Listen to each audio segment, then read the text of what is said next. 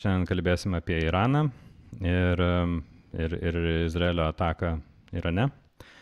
Ir niekas geriau Lietuvoje mums apie tai negalėtų papasakoti negu daktarė Ieva Koreivaitė, iranistė geriausia ir kiečiausia Lietuvoje. Ir aš net nežinau, Ieva, tu kokių afiliacijų dar turi su universitetu ir TSPMI dėstydavai anksčiau, kiek žinau, ar ne? Taip, aš iki šiol dėstau, tai esu lektorė Vilniaus universiteto tarptautinių santykių ir politikos mokslų instituto. Tai va, tai labas Ieva. Ir turim jau bent jau mūsų žiūrovom gerai pažįstamą Godą Jurevičiūtę, kuri yra žmogaus teisų praktikė ir aspiruojanti, kaip sakė, vieną kartą, inshallah, būsima tarptautinės teisės specialistė. Magistrė yra, inshallah. Tai va. Tai aš šiandien pagalvojau, kad gal, kadangi tos informacijos yra visai nemažai, bet dažnai būna taip, kad ta informacija, kuris sklinda iš kitų žiniasklaidos priemonių, aš nežinau, ar čia mes žiniasklaidos priemonė, bet, žodžiu, kitur jūs galite girdėti šiek tiek,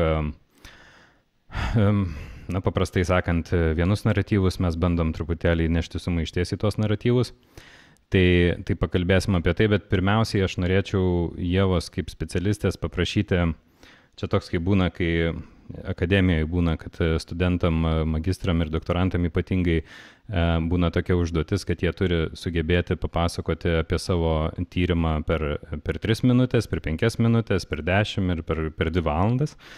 Tai aš labai norėčiau Ievos paprašyti, kad jinai tą 5 minučių santrauką padarytų, kaip mes čia atsidūrėm, sakykime, iki praeito ketvirtadienio, iki atakos. Per, nežinau, pastaruosius kelis dešimtmečius labai greitai trumpai prabėgti ir ypatingai su dėmesiu su Irano, į Irano tą atominę sritį. Jeigu galėtum. Tai aš iš tikrųjų jaučiu, kad kalbėdama dažnai aš orientuojuosi į tai, kas gali atnešti taiką, nes labai dažnai, ką tu paminėjai, tas pagrindinis naratyvas ir diskursas Lietuvos žiniasklaidoje yra mūsų strateginės partnerystės, kas gerai elgėsi, kas blogai, už ką mes turim būti, ir tai labai stipriai paveikia žiniasklaidos žinutes.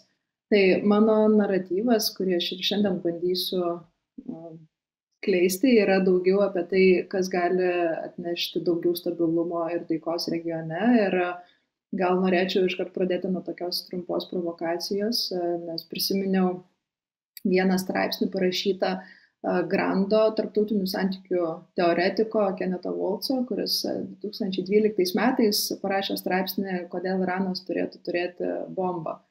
Ir jisai tiesiog sako, kad nestabilumą regione sukuria Izraelio branduolinis monopolis. Iš to susidaro nestabilumas iš disbalanso, kitaip tariant. Ir kad JAV iš esmės pademonstravo hiperreakciją į Irano branduolinę programą, ko neturėtų daryti, nes Irano režimas anot jo yra pakankamai racionalus. Jis yra specifinis, bet Kennethas Waltzas jį vertina kaip racionalų. Ir čia tada galima jau grįžti po šitos provokacijos prie Irano ir pabandyti pakalbėti, kas tai yra per valstybę ir kodėl racionalumas kvestionuojamas ir kodėl visi vienbalsiai sako, kad Iranas branduolinio ginklo turėti negali, ir šiandien vakar tą patį pakartojo ir Europos komisijos vadovė Netanyahu, pritardama, žodžiu, kad taip tikrai negali turėti, bet aišku, Europos Sąjunga, galbūt net ir JAV, mano, kad vis dėlto reiktų pasiekti tai derybomis, priešingai negu kad Izraelis šiuo atveju. Tai dabar vėlgi, ką reiškia turėti branduolinį ginklą, tai visų pirma, labai stipri atgrasimo priemonė, kas reikštų, kad kažkoks režimo pakeitimas būtų neįmanomas, pasikėsinimas į režimą, bet tuo pačiu tai reikštų visiškai naujai turimus pergalvoti JAV ir Izraelio planus regione. Tai yra tiek pozicijas, tiek planus, tiek Gazos klausimų, palestiniečių, tiek šiaip bendrai, bet kokius interesus visą tai turėtų būti permąstyti iš naujo, niekas to šitoj partnerystėje nenori.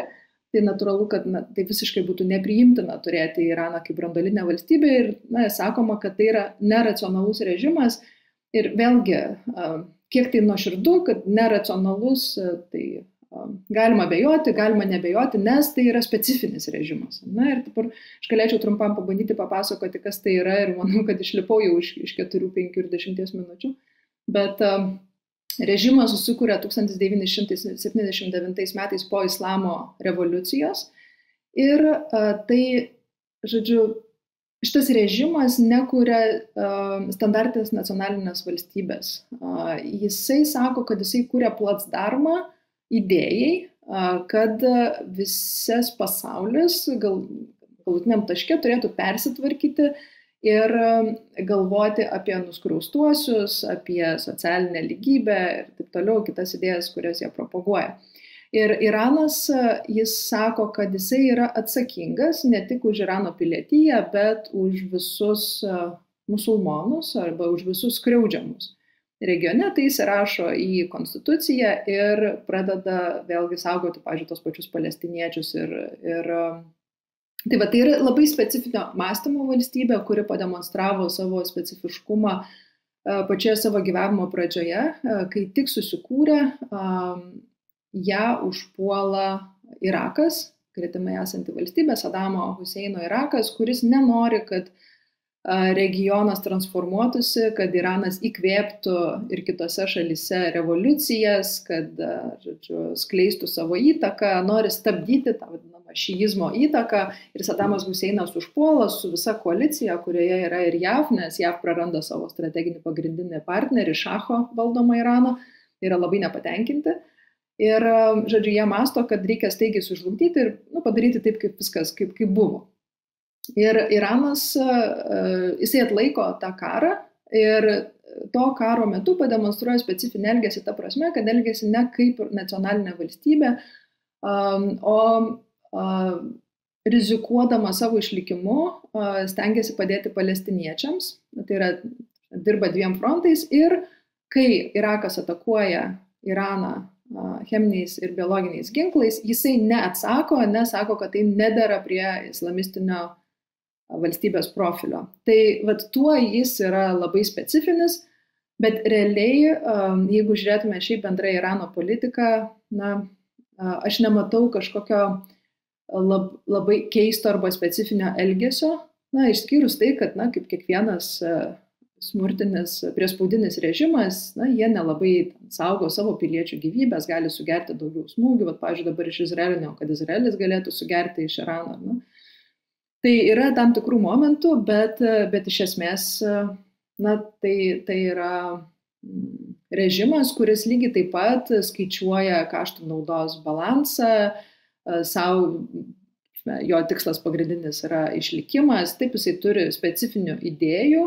Vėlgi, kiek tos idėjos jau tokios specifinės, galima galvoti, kad kaip keistai elgiasi, kad, žodžiu, naudoja, eikvoja savo finansus, bandydamas apsaugoti palestiniečius, bet kita vertus tame gali būti labai paprastas ir toks dar vienas paaiškinimas, kad jeigu ne Iranas, tai kas nors kitas ir per tai galėtų įgyti galios, o Iranas labai nori galios regione, jis nori būti matomas kaip visų musulmonų saugotojas ir jam nepakaktų saugoti tik šiitus, tai jisai bando saugoti visus musulmonus, kurie yra skriaudžiami ir per šitai užsidirbti tuos tokius pagarbos ir palankumo taškus iš vidurio rytų musulmoniškų visuomenių. O paskutiniai 10 metų ir kas vyko su tuo Irano branduoliniu susitarimu, irgi kaip jisai atsirado ir kas su juo gavosi? Iranas, žodžiu, dėl tam tikrų pateiktų įrodymų buvo suprasta, kad Iranas pažeidžia pridėtinius protokolus ir greičiausiai yra atnaujinęs savo branduolinę programą, kuri yra civilinė branduolinė programa. Bet buvo pastebėta, kad Iranas pradeda antrą urano sodrinimo ciklą, kas yra virš 5% iki 20%, ko reikia medicininiam tikslams, bet tai yra antras sodrinimo etapas, kuris gali vesti taip pat ir prie branduolinio užtaiso pasigaminimo.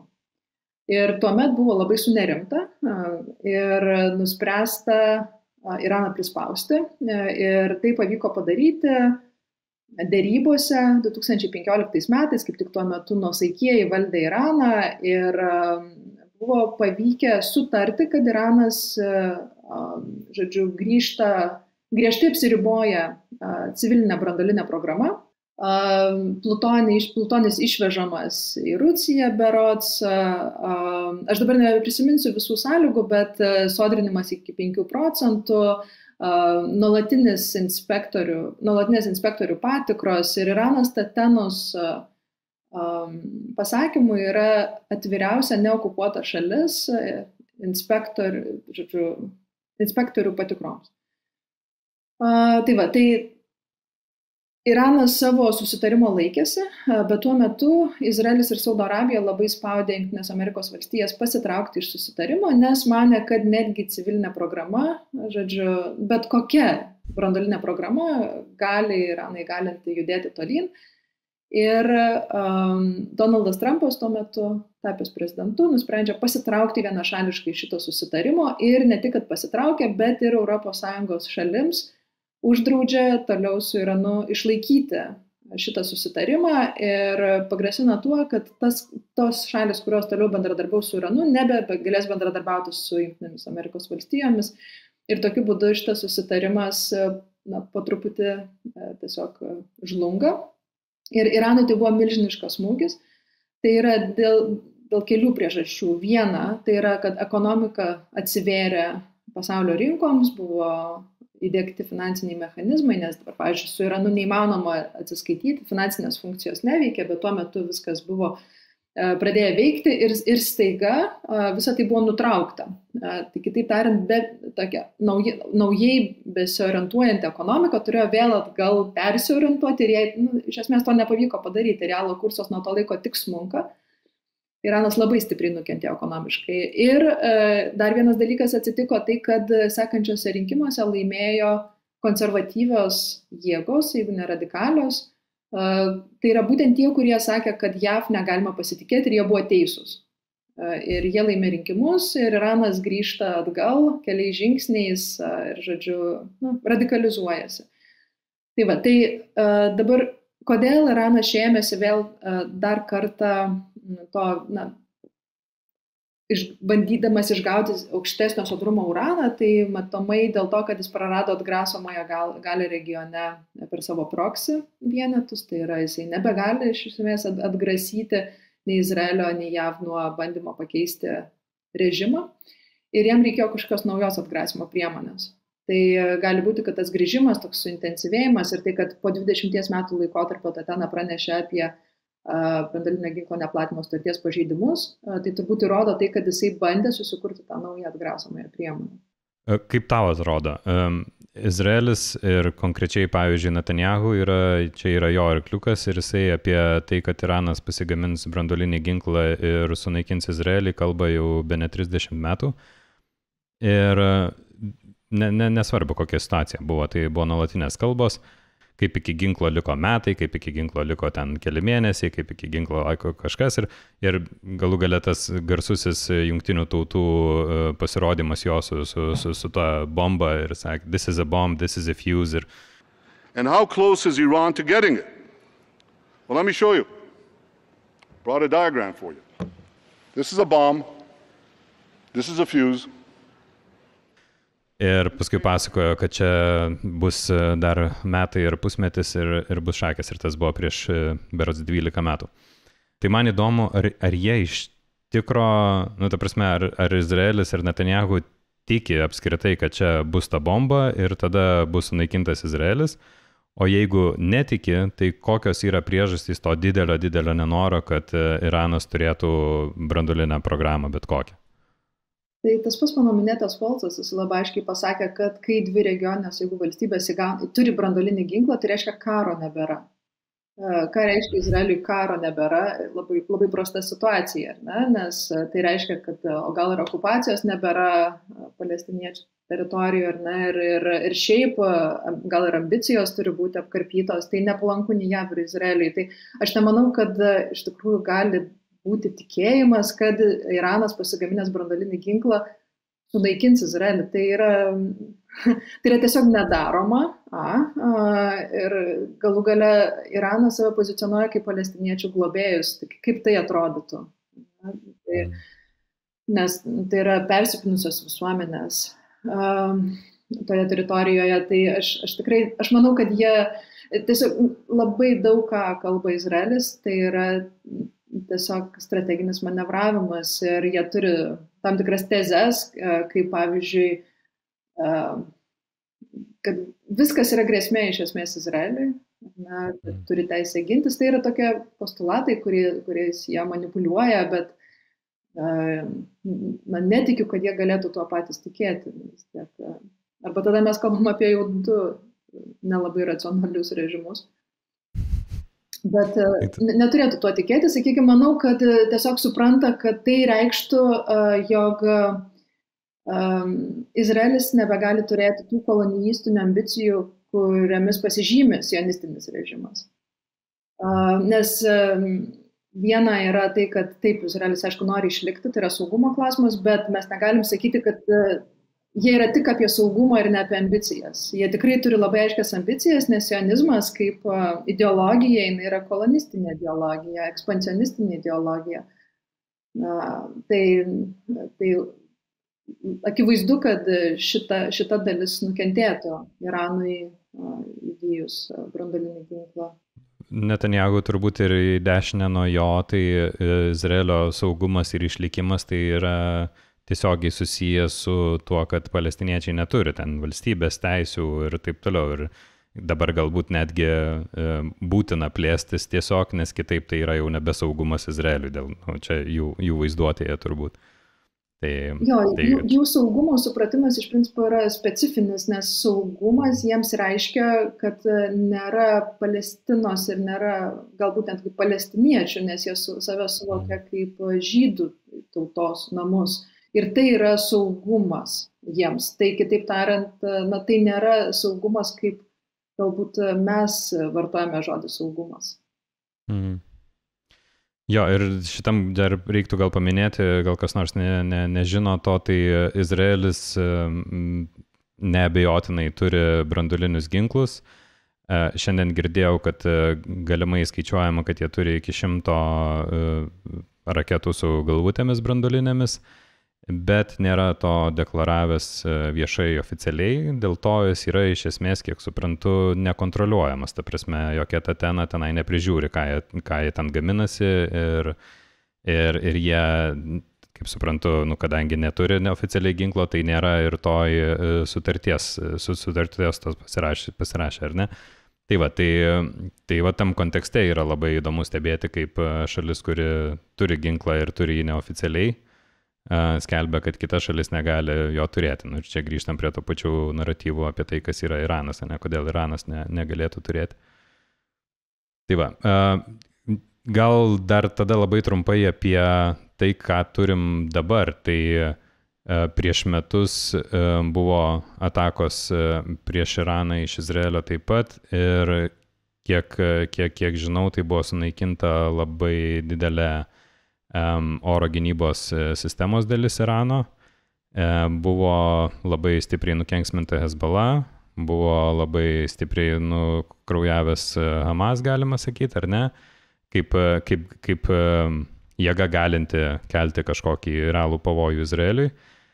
Sirijos situacija pasikeitė ir taip toliau. Ir dabar atrodo, kad Iranas yra labai stipriai susilpnėjęs ir Izraelis teigia, kad iš esmės oro erdvė yra visiškai atvira Izraeliui, daryti Irane ką nori.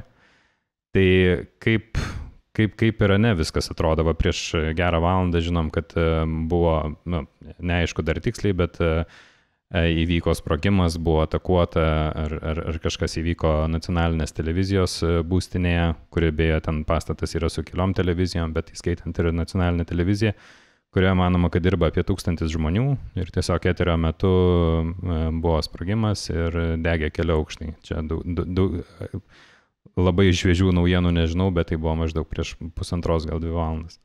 Tai va, tai kokia situacija dabar yra ir kas toliau, jeigu labai taip trumpai, turiu omeny ne kažkokius geopolitinius čia išvedžiojimus ir spėjimus, bet tiesiog konkrečiai Irane. Aš irgi šiandien girdėjau prieš pat čia prisijungiant, kad pradėjo kalbėti ekspertai apie tą pačią Dahijat doktriną, kad Izraelis taip pat kaip ir 2006 metais pirmą kartą ją panaudojęs Beiruto rajone, taip ir čia yra nusitaikęs į civilinę populiaciją tam, kad sukeltų sąmyšį, nepasitenkinimą režimu ir kad žmonės patys prieš režimą atsisuktų. Įdomu tai, kad visus kartus, kai Izraelis šitą doktriną taikė, jinai neveikė, bet toliau bando įtikinti, kad tai gali suveikti ir bus geri rezultatai. Tai Irane, kalbant apie tai, bent jau iš tų, kiek aš stebiu žiniasklaidą ir kiek turiu savo kontaktų Irane, tai visus nustebino Teherano atakavimas. Aišku, iš pradžių tai atrodė gal kažkiek logiška, kai buvo pašalinti svarbiausių karinių institucijų vadovai, buvo nusitaikyta į mokslininkus, kurie dirbo su branduoline programa, vėlgi, nekalbam čia nebūtinai apie branduolinio ginklo programą, tiesiog su civilinė branduolinė programa. Ir gal buvo manoma, kad galbūt tuo bus apsiribota. Ir netgi pirmą dieną iš mano pažįstamų žmonių nesitraukė jie iš Teherano, nes manė, kad viskas tuo ir pasibaigs, bet atrodo, kad atakos yra plečiamos ir bombarduojamas civilinis sektorius. Pietus Teherano tai yra pati tokia neturtingiausia zona, mažiau buvo atakuojama šiaurė, bet dabar atrodo tas pats pastatas, apie kurį tu kalbėjai, žiniasklaidos nacionalinės televizijos yra šiaurinėje Teherano dalyje, kalnuose, priekalnėse. Tai žodžiu, Teheranas yra atakuojamas, tai yra simbolinis veiksmas. Ir taip yra akivaizdu, kad yra sunaikintos gynybinės sistemos ir Izraelis dabar gali pakankamai pigiai atakuoti Iraną, nes yra naudojamos ne balistinės raketos, o kitokio tipo sprogmenys, kurie pažeidžia Teherano infrastruktūrą, taikomas, kaip supratau, į vyriausybinius pastatus, bet ne tik. Tai žodžiu, nežinau. Žinau, kad daugelis dabar iraniečių jau bando trauktis iš Teherano ir keliai yra užkimšti, žmonės bando gauti kuro tam, kad galėtų išvykti iš Teherano. Taip pat maisto atsargas bando pasipildyti ir kad Teherane yra chaosas. Kad, kiek matau filmuotos medžiagos iš gatvių, kad žmonės bėga, šaukia, žodžiu, ir yra išgąsčio daug. Natūralu. Dar paminėsiu čia gal kas, jeigu mažiau seka naujienas, tai kokia ta situacija konkrečiai su tuo uranu, tai lyg tai kalba eina apie, pataisykite, jei klystu, 400 kg urano, kuris yra prisodrintas daugiau negu 60%, ar ne? Ir prisodrinimas iki 90, kas jau tiktų gamybai atominio ginklo, gali trukti kelis mėnesius, tai galima paspartinti. Šiandien girdėjau vieną specialistą, kuris aiškino, kad, atsiprašau, ne vieną specialistą, o iš tikrųjų tai buvo Ehud Barak, buvęs Izraelio premjeras, kuris kad būtų aiškiau suprasti, kokia situacija, tai sakė, galima su gera įranga, perkelus įrangą, paprastam garaže pabaigti tą sodrinimą. Maždaug, kad, ta prasme, jeigu tai yra atakuojama kažkokios tai vietos, iš jų galima pasitraukti ir pabaigti tą sodrinimą, bet problema yra ta, kad tas uranas, aš kaip suprantu, jis pats negali būti atakuojamas, nes tai gali būti tiesiog atominės pasiekmės. Ir tos vietos, kurias labiausiai reiktų sunaikinti tam, kad sunaikinti tą programą, jos yra giliai po žeme ar giliai kalnuose kažkur tai ir jos yra nepasiekiamos Izraelio turimais ginklais, bet galbūt pasiekiamos Amerikos turimais ginklais. Tai va, bet jas atakuoti taip pat yra labai pavojinga, dar yra kalbama, kad nebūtinai yra žinoma net ir Amerikos ir Izraelio žvalgybos organizacijoms apie visus tuos taškus, kuriuose galbūt yra vykdoma ta programa. Kadangi praėjo jau nemažai, kiek čia nuo pasitraukimo 7 metai, ar ne, nuo to Irano susitarimo dėl atominių ginklų, tai va, ir galimai prisislėpė.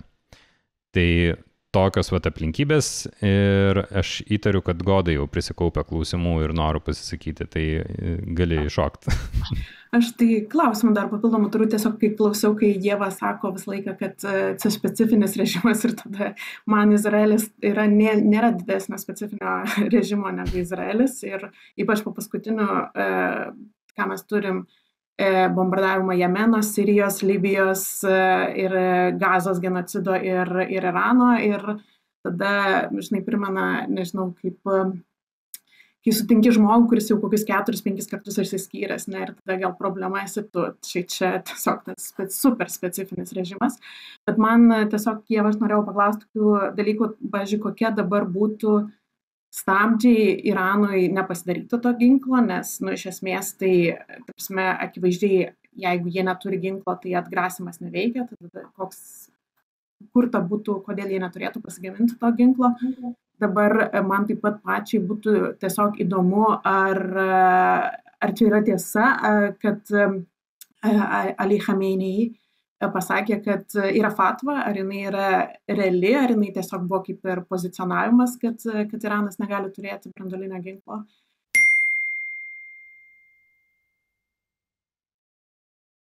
Ir tiesiog buvo labai įdomu, šiandien, kai pradėjau žiūrėti ten apie Iraną, išdygo Reza Pahlavi. Man tai čia yra netikėtinas dalykas, kuris remia Izraelio bombardavimą civilių Irano, tai man būtų labai įdomu, ar čia teorinė galimybė, kad staiga, jeigu būtų pasiektas ir Izraelio tikslas nuversti Irano režimą, ar čia kažkokia tikimybė galėtų būti monarchijos režimo.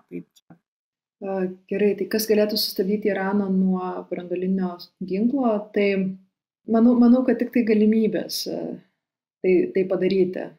Nes taip, iš tikrųjų, kai buvo kalbėta apie sėkmės atvejį, tai sėkmės atvejais tai reiškia, kad JAV turi įsitraukti, turi būti jos bombonešiai, turi būti Natanzo ir Ferdau bazių atakavimas ir tai reiškia, kad gali būti branduolinė spinduliuotė. Tai vėlgi, ar tikrai tokios sėkmės norima?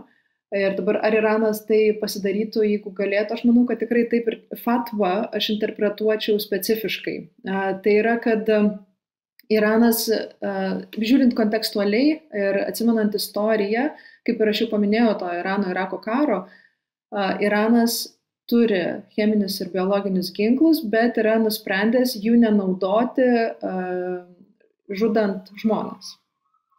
Tai mano suvokimu, jie lygiai taip pat supranta ir šitą fatvą, kad jie, jeigu turėtų branduolinį ginklą, jo nenaudotų kaip žudimo priemonės ir tai būtų atgrasimo priemonė ir tai būtų priimtina tos fatvos mano apibrėžty. Na, čia būtų platus toks fatvos interpretavimas, bet aš manau, kad galima būtų taip ją suvokti. Kad Iranas yra islamistinis režimas, vėlgi tą režimą galima kritikuoti nenustojant, labai daug pasakyti apie tai, kaip jie iškreipia islamą, nes tai yra islamizmas, tai nėra islamas, islamizmas yra ideologija, surašyta pirmojo revoliucijos lyderio Chomeinio, bet šiuo atveju jisai buvo pakankamai aiškiai vardijo, kad Iranas neturėtų nediskriminuojama taip, tiesiog žudyti žmonių. Tai manau, kad šitą fatvą dėl to galima būtų suvokti plačiai. Ir neatsimenu, ko dar klausai. Apie režimo, kadangi, žodžiu, esmė yra ta, kad svajonė yra didžioji, ne visų izraeliečių ir kažkur dalies Trumpo administracijos ilgalaikė svajonė, kad režimas pasikeistų ir čia tarsi ta Dahija doktrina yra stumiama tam, kad neva sukiltų ne žmonės ir stotų prieš režimą. Tai tiesiog įdomu, kokios yra alternatyvos to režimo galėtų būti ir tada iš kur atsirado Reza Pahlavi. Man tai čia yra netikėtina, kad visi pradėjo jį kalbinti kažkaip. Nu jo, nes jeigu jie bando pagalvoti, Irano viduje, Iranas yra, kaip čia, nuo ko pradėti, Iranas yra islamistinė demokratija, reiškia, kad ten veikia procedūrinė demokratija, bet turinys yra islamistinis ir tas spektras islamizmo yra nuo radikalaus, konservatyvus ir nuosaikusis. Tai žmonės, žodžiu, opozicija, kuri susiformavo konservatyviam ir radikaliam, yra nuosaikusis islamizmas, bet nuosaikusis islamizmas nei Izraeliui, nei JAV irgi nepatinka. Na, tai jeigu mes matytumėm kažkokius perversmą Irane, labai tikėtina, kad tos politinės figūros, kurios iraniečiams skamba kaip nuosaikios, jos vis tiek yra islamistinės. Ir galėtų, tikėtina, kad jie išsirinktų nuosaikiuosius islamistus vietoj radikalių islamistų. Galbūt ateitų daugiau kažkokių progresyvių, nuosaikiųjų, liberaliųjų kandidatų, bet vis tiek ta pati masė pagrindinė turbūt būtų tie nuosaikus islamistai, nes nėra pagaminta kitokių. Prasme, režimas per daug ilgai laikė žmonės priespaudoje, visą politinį diskursą priespaudoje, kad susiformuotų stipri opozicija su lyderiais, su žmonėmis, už kuriuos galima būtų balsuoti. Tai nėra tos neislamistinės opozicijos, yra tik islamistinė opozicija. Tai ką daro Izraelis, jisai siūlo neislamistinę opoziciją, kas būtų šachas. Tai vieną kartą buvo jau bandoma tai padaryti, tai buvo padaryta. Tokia buvo Ajax operacija 50-metyje, kai Irano žmonės nusprendė, kad Mosadekas turėtų valdyti šalį, nacionalistas, respublikonas. Bet labai buvo bijoma, nes šaltasis karas, kad gali būti, kad jis bandys bendradarbiauti su Sovietų sąjunga, nors pats Mosadekas buvo atsiribojęs nuo Sovietų sąjungos. Bet tuo metu irgi buvo grąžintas šachas. Tiesiog parskridino su malūnsparniu į Nevarano rūmus ir instaliavo atgal. Tai dabar irgi galbūt, žinodami istoriją, galbūt irgi norėtų padaryti tą patį. Bet kiek tai adekvatu, neįtikėtina šiaip iš viso čia. Va čia jau kosmosai prasideda, nes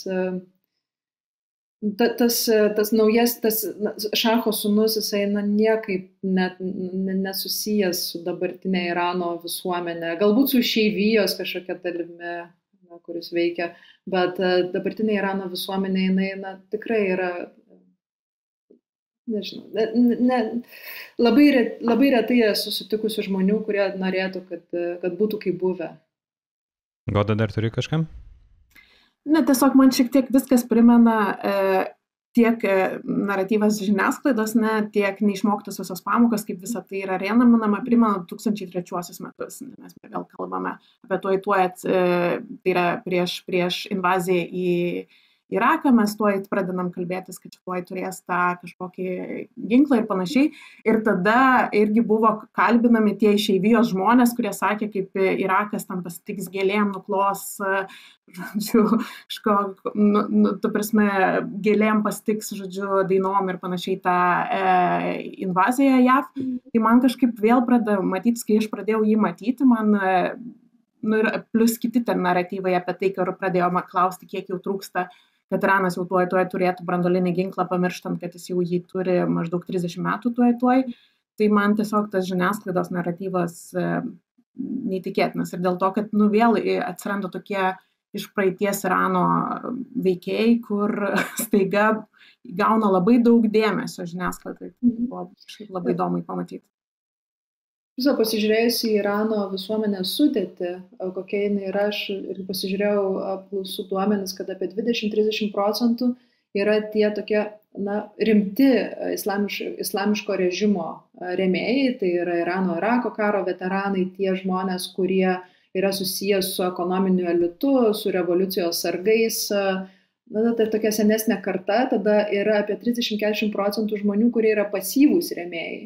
Tai yra, kuriems iš esmės sukelia tam tikrą nacionalinį sentimentą islamistinis režimas, galbūt jie norėtų jo ten nuosaikesnio, ypatingai po moterų protestų, kur vyko po Maksamini nužudimo, iš tikrųjų dalis žmonių pasipiktino režimu, nes pamatė, kad jisai žudo jų pačių žmonės ir tai labai surezonavo stipriai, bet kaip bebūtų, jeigu tas režimas šiek tiek gražiau, truputį kitaip elgtųsi, kitokie, truputį tie nuosaikesni islamistai būtų, jiems būtų kaip ir plus minus ok, ir tada yra apie 30-40, kurie nenorėtų to islamistinio režimo, arba labai nuosaikaus, arba iš viso jo nenorėtų. Tai kalbos apie kažkokio atgal šacho instaliavimą visiškai netlepia tos kompozicijos, kuri šiuo metu yra Irane. Tai turėtų būti kažkoks labiau organiškas variantas. Pasiūlytas, vienas tas pasiūlymas skamba absurdiškai, bet mes žinom, kad tikrai, tu prisimeni 2003 metų Iraką su visais tais pačiais absurdiškais pasiūlymais, nesuvokiant, kas tai yra per visuomenę. Tai lygiai tas pas buvo padaryta Afganistane, kai buvo pašalinti puštunai ir vietoj jų pastatyti ten tadžikai ar valdyti, kur nėra įvykę to Afganistano istorijoje, kad tadžikai valdytų. Ir kaip tai gali atsitikti gentinėje visuomenėje, tradicinėje. Negali įvykti toks šiftas, kad ir kaip jisai galbūt gerai galėtų atrodyti, bet tiesiog taip negali atsitikti. Ir tai ir buvo pademonstruota ir Afganistane, kad tiesiog atkeitė atgal ir netiko tas kelias, kuris buvo visiškai neorganiškas. Tai jeigu nors šiek tiek adaptuotas būtų pasiūlymas, jisai galėtų skambėti daug geriau. Tu pradžioj paminėjai taip, kad apie Iraną ir režimą, kad jį galėtumėm čia kritikuoti ilgai ir taip toliau, tai aš pagalvojau, kad gal auditorijai verta pasakyti, ką mes čia darom. Ir šiaip, ta prasme, kaip bendrai, kaip iš GPB išeina visos žinios apie, ką mes kalbam apie Izraelį, apie Gazą, Palestiną ir taip toliau. Tai aš, pavyzdžiui, asmeniškai traktuoju visą tą informacinį lauką kaip vieną. Ir kadangi jisai yra toksai, tai jeigu viena pusė kalba pasakoja tą vieną pusę, pasakoja tą vieną naratyvą, mes pasakojam, sakykime, tą kitą. Ir tas kitas, tai, pavyzdžiui, mano šventų įsitikinimu, kalbant apie Palestiną, tai tas kitas nėra čia tiesiog viena pusė ir čia yra kita pusė istorijos. Ne, yra viena pusė istorijos yra genocidas, o kita pusė yra prieš. Tai čia nėra kažkokios pusės, paklausykim, kaip palestiniečiai mato ir kaip izraeliečiai mato. Čia yra du skirtingi pasauliai. Dėl to ir mes taip kalbam ir man atrodo, kad tas yra labai svarbu, nes galiausiai atsitinka taip, kad šita pusė, man atrodo, vėl yra neklausoma. Ta prasme, kad, sakykime, kai buvo pasirašytas tas nuclear deal, kaip lietuviškai vadinasi, aš nežinau. Jungtinis veiksmų planas. Va, tai sakyk, veiksmų planu vadinkime.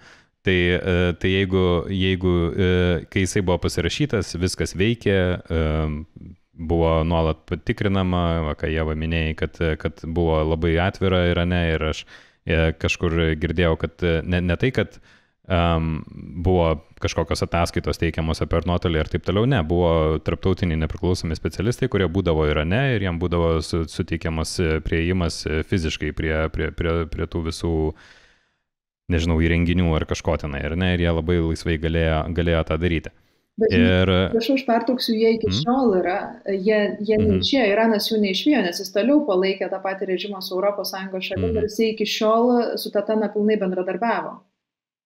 Bet dabar paskutiniu metu kažkas įvyko, kad jiem truputėlį buvo apsunkintos sąlygos, ar ne? Tatena būdama ten pranešė, kad yra, pažeidimai, tai yra, kad Iranas gali būti, kad jisai pereina prie to sodrinimo, kurio negali būti, bet inspektoriai iki šiol ten yra. Tai kas irgi yra įdomu, ar ne, reiškia, Iranas puikiai supranta, kad jie tai praneš. Aš taip spėju, ar ne, kad tai praneš, ar ne? Tai va, ir tada vėl ta pati situacija, kai buvo Irako karas, buvo milijoniniai protestai prieš jį, jisai buvo pradėtas, kai buvo, galų gale Vietnamus, galim prisiminti Korejas ir ką tik norim, visus tos karus, kurių Jungtinėm valstijom laimėti nepavyko. Ir vėl yra dabar tas pats, vėl mus liuliuoja į kaip Izraelis ginasi, nes tuoj pat Iranas juos sunaikins ir vėl pradedamas kažkoks karas, vėl galbūt režimo pakeitimas, kas bus toliau, žinom, kaip sekasi su režimo pakeitimais visur kitur jėga. Nežinau, kiek čia tų valstybių galėtumėm išvardinti iš Šiaurės Afrikos ir Vidurio Rytų ir Azijos. tai neveikia. Ir vėl yra tas pats per tą patį, man atrodo, toksai bendresnis paveiksliukas. Tai tik kol mes vienoje pusėje klausom, sakykime, tų valstybinių naratyvų, nors tiesą aš pasakysiu, kad dabar jau Izraelis nebėra toksai geras po beveik daugiau kaip 1,5 metų to genocido ir po to, kad gana akivaizdžiai jisai pradėjo šitą karą, tai nors ir bandomas kažkaip tai truputėlį švelninti tą situaciją, bet taip gana drąsiai atrodo yra kalbama, kad tiesiog jisai atakavo, bent jau Lietuvoje, nežinau, kad jisai atakavo Iraną ir pradėjo pats karą. Bet randama priežasčių, kad bus atominis ginklas, jau čia toj pat ir dėl to ir vėl girdim tą patį, Izraelis turi teisę gintis. Ir mes vėl ritamės į tą patį, ką mes esam daug kartų girdėję. Ir tai, nežinau, pradėjau nuo to, kad mes bandom papasakoti tą kitą pusę naratyvo, kad galbūt, kaip saugiklį kažkokį, neikim vėl į tą patį, į tą pačią košę. Kaip jums atrodo čia tam bendram paveiksliukui? Aš dar irgi norėjau pakomentuoti dėl to paties jungtinio veiksmų plano. Tai buvo Obamos laikotarpis ir Obamos idėja buvo liberalistinė, ta prasme, kad liberalizmo doktrina sako, jog galima neutralizuoti irgi grėsmę per įtraukimą į rinkas. Tai idėja buvo tokia, kad mes padarom taip, kad Iranas būtų įtrauktas į rinką ir rinka jį normalizuos politiškai. Ir Izraelis būtent to ir nenorėjo, nes jeigu rinka Iraną normalizuos, tai ir buvo panašu tai, nes atsiranda verslai, jie kūrėsi, jie sukuria santykius su pasaulio įmonėmis, ar ne, ir jie pradeda spausti savo valdžios institucijas, kad jos elgtųsi atitinkamai. Tai yra normalizavimo procesas, politinio normalizavimo procesas ir Izraelis to nenorėjo ir atėjęs Donaldas Trumpas to nenorėjo, nes demokratų ir respublikonų idėjos, taip kaip turi būti tvarkomi reikalai, skiriasi. Ir tada buvo tokia idėja, kad bet palaukit, jeigu Iranas politiškai normalizuosis, tai tada mes turėsim deal with it, žodžiu, regione, tai mes turėsim su juo kalbėtis, o tada bus keliamas galbūt palestiniečių klausimas, bus keliami visi kiti klausimai. Ir mes turėsim su juo kaip su normaliu partneriu kalbėtis. Tai mums netinka normalus Iranas, mes darom, žodžiu, iracionalų Iraną tam, kad galima būtų dylinti su jo tokiamis priemonėmis, kurie šiandien mes pamatėm. Aš tik norėčiau galiu pridėti tiesiog vienam šitam kontekste, aš niekaip nesuprantu, kodėl yra Iranas tas, su kuo mes niekada negalim dylinti, bet Saudo Arabija, čia yra normalus režimas, čia yra mūsų partneriai, taikos nešėjai. Tai man visada šitas pasirodė yra kosmosas. Jo, bet nes Saudo Arabija ne taip entuziastingai gina tas teritorijas, kurias Izraelis nori aneksuoti. Tai jinai yra, Saudo Arabija yra patogesnė. Tai mes iš tikrųjų reikia gal atskirti tokius du dalykus. Vienas, kai mes kalbam apie regioną, jo dinamiką, ir kitas yra vidiniai valstybių reikalai. Kokia yra Saudo Arabija, koks yra Iranas viduje, tai čia yra visiškai atskira tema, tai visų reiktų atsikratyti. Bet jeigu mes kalbam apie regiono dinamiką, tai ir mes kalbam apie tai, kas padarytų regioną stabilų.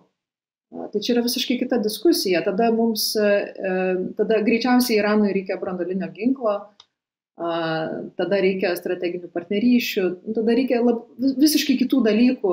Reikia, kad Izraelis sutiktų nuolaidas kažkokias daryti ir taip toliau, tam, kad atsirastų regioninis saugumas ir stabilumas. Tai čia dar aš girdėjau tokią teoriją, kad Izraeliui pats blogiausias dalykas, koks galėjo atsitikti, nes dabar skirtingai negu pirmosios Trumpo administracijos laikotarpiu, dabar buvo taip, kad tos pačios valstybės, kaip Jungtiniai Arabų Emiratai, Saudo Arabija, kad jie buvo linkę normalizuoti šiek tiek santykius su Iranu ir įtraukti jį į tą ekonomiką. Tai Izraeliui yra pats didžiausias košmaras, kad atsigautų Irano ir sustiprėtų Irano ekonomika. O tai geriau čia šiek tiek parizikuojam pastumėti jį link atominio ginklo, bet neduok dieve, kad normalizuotųsi santykiai su Iranu. Ja, nes aš realiai matau, kad Izraelis uždegė visą regioną tam, kad jam nereiktų derėtis dėl Palestinos atsiradimo. Aš matau tai taip. Iš esmės aš nematau tai kaip Izraelio išlikimo arba egzistencinės grėsmės klausimą, aš matau tai kaip vienareikšmiškai Izraelis jau turi okupavęs, aneksuoja teritorijas, tai yra vakarų krantą, nori pasimti Gazos ruožą ir jis dėl to, kad nekiltų klausimų, nebūtų prieštaraujančių, tai tiesiog visas regionas dega šiuo metu. Aš tiesiog noriu pridėti tokį dalyką, jeigu galiu, čia tiesiog, kadangi teisė gintis paminėta, tai kuri mane veda į didžiulę neviltį, nes teisė gynyba yra teisinė sąvoka, kur yra leidžiama ne pagal Jungtinių tautų chartiją, tai čia yra labai svarbu pasakyti, kad čia Luigi Danielė, tarptautinės teisės specialistas, berods vakar paustino savo Twitteryje, kad čia bet kuris save prieš porą dienų, kai prasidėjo, žodžiu, šita ataka, tiesiog, kad bet kuris save gerbintis tarptautinės teisės specialistas turi pripažinti, kad tai yra agresijos aktas. Tai nebuvo jokia Izraelio gynyba, tai yra agresijos aktas ir vienintelė šalis, kuri čia gali gintis ir turi teisę gintis, tai yra Iranas. Sakyt taip, čia tada teisė į gynybą būtų tokia plati sąvoka, kur galima ją pritaikyti bet kokiu atveju ir tada, jeigu bet kada tau atrodo, kad ateityje galbūt tave užpuls, tada, realiai Kinija, Rusija ir Jungtinės Amerikos valstijos bet kada viena kitą gali sunaikinti, tai vadinasi, bet kada gali viena kitą atakuoti. Tada neveiktų visi tas principas, o teisė gynyba atsiranda tada, kada jau tave užpuola arba jau tikrai tu žinai, kad tave tuoj užpuls. Tai čia yra visiška nesąmonė ir Izraelio yra karas prieš Iraną, yra agresijos karas. Tai čia yra labai svarbu tą akcentuoti ir dėl to labai neįtikėtinai nervina visi tiek von der Leyen, tiek, žodžiu, Vokietijos, tiek visų Prancūzijos tiesiog sustojimas į eilę ir pakartojimas. Visi pranešimai išėjo kokie. Izraelis turi teisę gintis. Gintis nuo ko? Prasme, gintis nuo ko? Ginti teisę įvykdyti genocidą. Aš tik tai tokią teisę matau, kad čia jūs garantuojate, tai yra teisė vykdyti genocidą, tai yra teisė gynyba ir tada koks pasityčiamas iš tarptautinės teisės. Ir man yra neįtikėtina, kad Lietuva, aš jau čia turbūt tą kartoju, bet irgi stoja į tą pačią liniją, bet man atrodo, kad ilgalaikį perspektyvoj pasaulis, kuriame yra tik tai stipriojo teisė, tai Lietuvai nekaip nepakeliui, nes mes galim ten laižyti padus galingiausiams pasaulio atstovams ir panašiai, bet mes žinom, kad, pavyzdžiui, Trumpo Amerika bet kada gali išduoti Lietuvą ir atiduoti Rusiją, jeigu jiems atrodys, kad tai yra nebestrateginis, čia neįdomus šitas regionas, tai niekas neapsaugos tos Lietuvos ir man toks, nežinau, išsižadėjimas tos tarptautinės teisės yra absurdas. Tai labai tiesiog neįtikėtina ir aišku, žiniasklaida niekada to nevadina agresijos karu. Bet jeigu tai nėra agresijos karas, tada ir Rusijos užpuolimas Ukrainos nėra agresijos karas, nes lygiai tokie patys argumentai buvo, kad Rusija sakė, kad ilgainiui Ukraina gali ją užpulti. Toks buvo kaip ir pretekstas. Jo, taps NATO narė ir bus kels pavojų.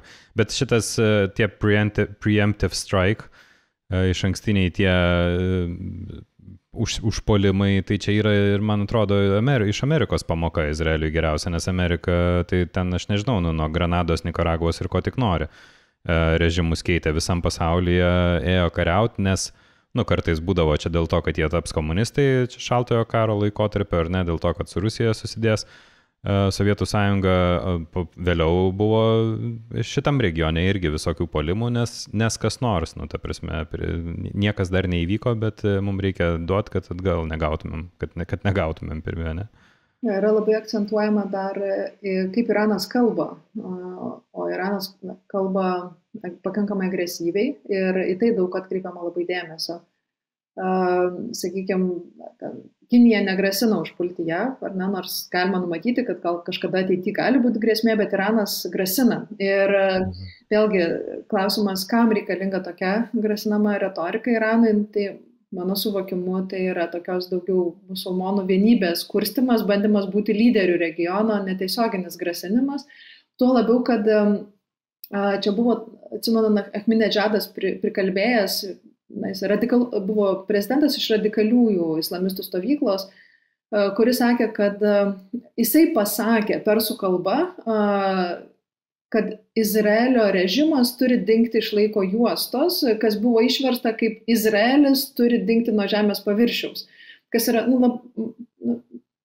pakankamai skirtingi dalykai, nes ką Iranas sako dabar, vėl kokia ta iš tikrųjų grėsmė Izraeliui, tai Iranas iš esmės kalba, kad tai yra palestiniečių teisė apsispręsti, kaip bus Palestina įkurta. Čia jau Iranas sako, čia jau nebe mūsų reikalai, jie ten gali referendumus daryti ir galvoti, kokios jie valstybės nori, ką jie nori daryti, nes Iranas iš principos, jie labai specifiškai mato tą savo revoliucijos eksportą kaip įkvėpimą, bet ne apsaugojimą, įkvėpimą, bet nesikišti tai, kaip palestiniečiai vėliau norės formuoti savo valstybę.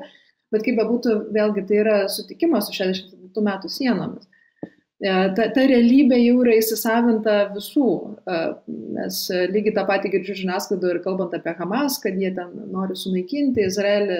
Hamas jau, nežinau, daugiau negu 10 metų kalba apie 67 metų sienas, tik tai visi labai sėkmingai ignoruoja tą jų, kai jie kalba ir ką jie sako, nes tai yra vėlgi neparanku.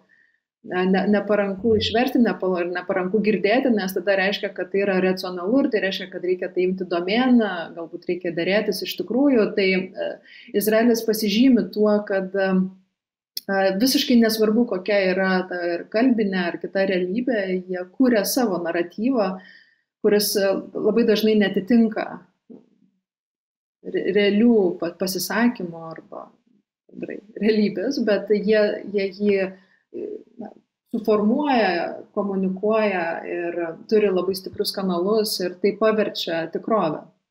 O tai kur yra tos priežastys, tu paminėjai šitą pavyzdį dėl vertimo, aš šiandien, kai mačiau tą vaizdą iš atakuojamos televizijos, tai tenai pranešėja, kuri yra labai, labai gerai žinoma Irane ir mylima ir gerbiama nemažos dalies visuomenės, kaip supratau iš reportažų, kaip jinai sėdė prieš kamerą ir kažką emocionaliai kalba, ar ne, ir kalba persų kalba, kaip suprantu, ir aišku, nežinau, kiek čia labai žiniasklaida išvers, bet jinai labai emocionali kažkokia ir tada griūna ten kažkas jai už nugaros ir jinai išeina iš studijos.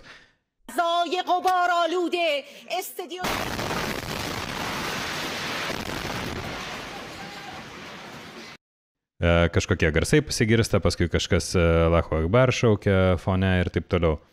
Ir aš galvoju, kaip bus, kaip reportažas bus, vėl kažkokia iranietė su uždengtais plaukais kažką šaukia per televizorių ir taip toliau. Ir ta prasme, tas vaizdinis toksai pasakojimas. Tai kiek mes matom Irano, tai, ta prasme, didžioji televizijoje mes jį tokį ir matom. Ta prasme, kažkas rėkia į mikrofoną, ar ne?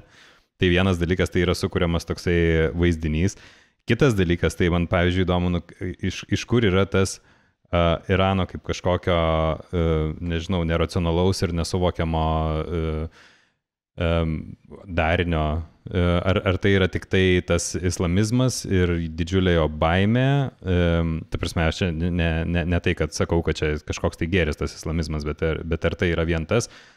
Nes kažkokio įrodymų, tai man atrodo apčiopiamas toksai būtų neva, kad parama Hamas ir Hezbollah, ar ne?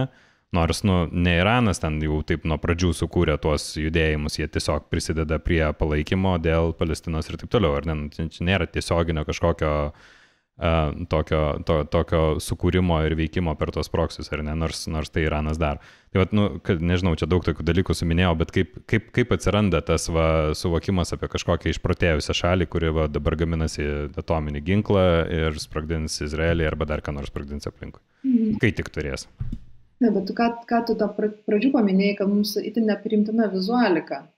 Ne, nes mums liberalizmas irgi yra ideologija, kuri turi savo patentuotą vizualiką, kad turi būti, ten būtinai negali būti skarelės, tai reiškia emancipuota, junginiai tam tikrai, kaip turi atrodyti žmogus, kad mes jį laikytumėm racionaliu, nenukreiptų, kad ta moteris neturi nukreiptos tos agresijos prieš savo kūną. Yra visi naratyvai sukurti, ką reiškia moteris uždengusi kūną, moteris atidengusi kūną, tai ypatingai europiniam islame visose diskusijose yra iškomunikuota. Ir mums ta vizualika yra absoliučiai nepriimtina. Aš labai dažnai matau, kad žmonės dalyjasi vaizdais, kaip buvo iki islamo revoliucijos, kaip yra po islamo revoliucijos, dabar blogai supras, prieš tai buvo labai gerai ir visiškai nesvarbu, kad prieš tai šachas ir jo savak liepdavo, iš moterų atiminėjo hidžabus gatvėse, dabar uždeda hidžabus gatvėse. Tai jiems buvimas be hidžabo nereiškia laisvės, ne? Prieš revoliuciją. Tai reiškia irgi hidžabo nuėmimas jiems, buvimas be hidžabo reiškia irgi priespaudą.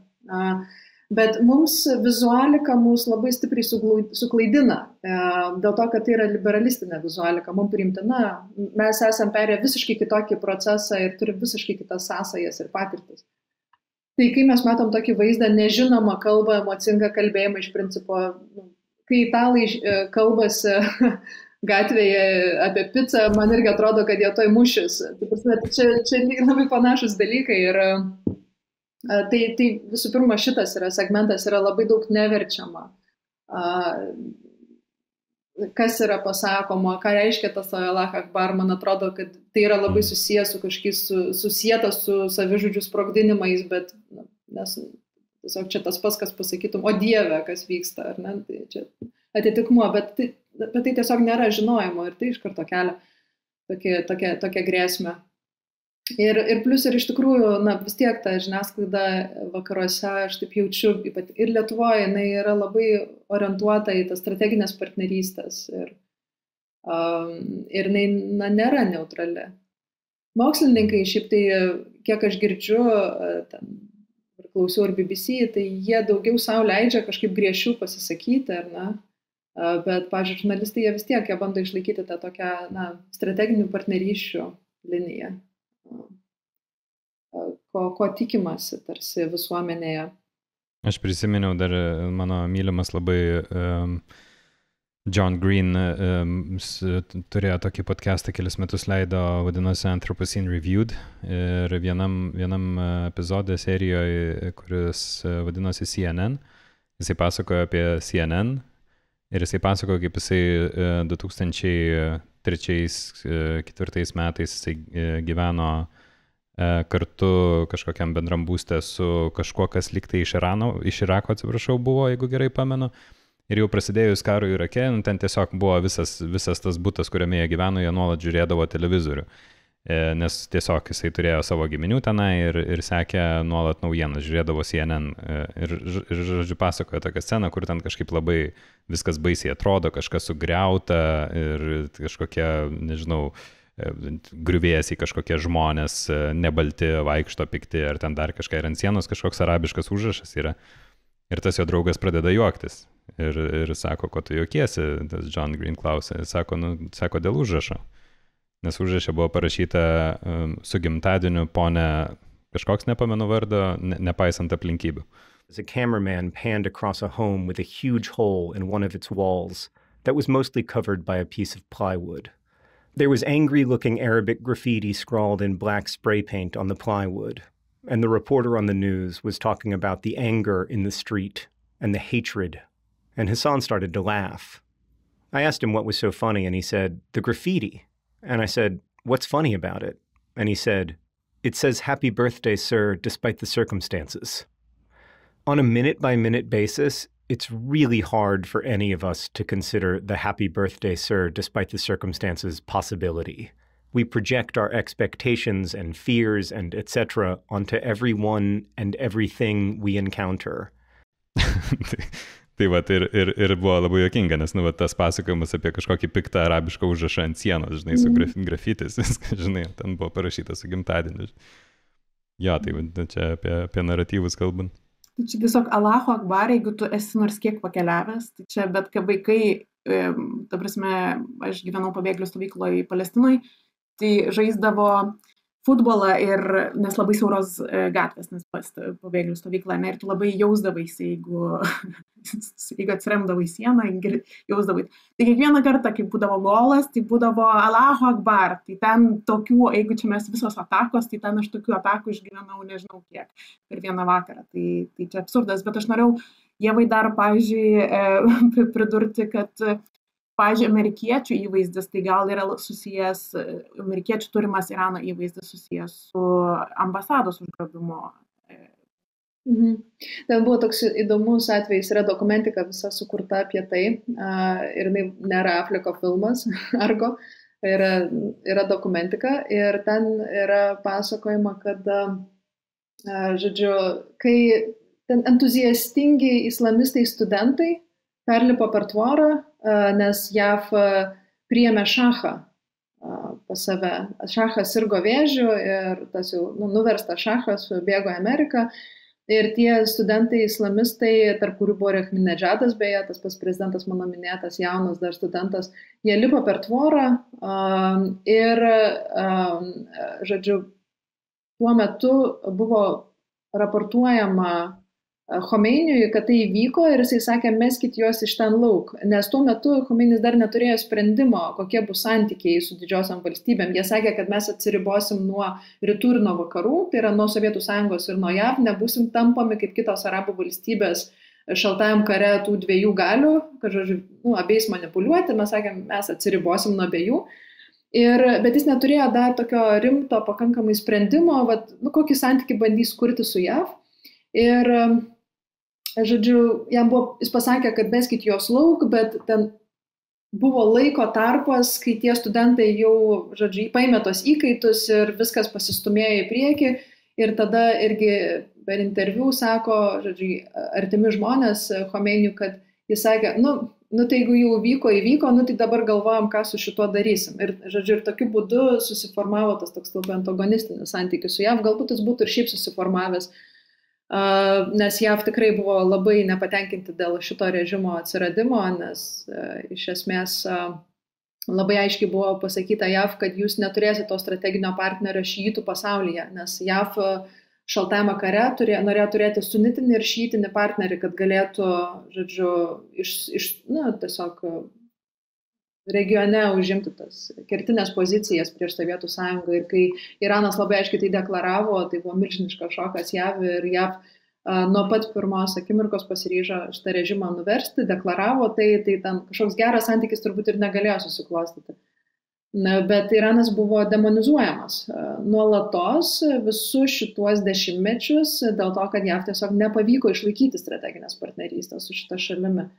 Aišku, nekalbant apie tai, koks profilis yra režimo, bet ir kaip ir sakiau, mes turim atskirai kalbėti apie šitos dalykus, nes kalbėti apie regiono stabilumą, nes yra, pavyzdžiui, aš irgi kartais sakau, kad su Sadamu Huseinu regionas būtų saugesnis, negu kad be jo.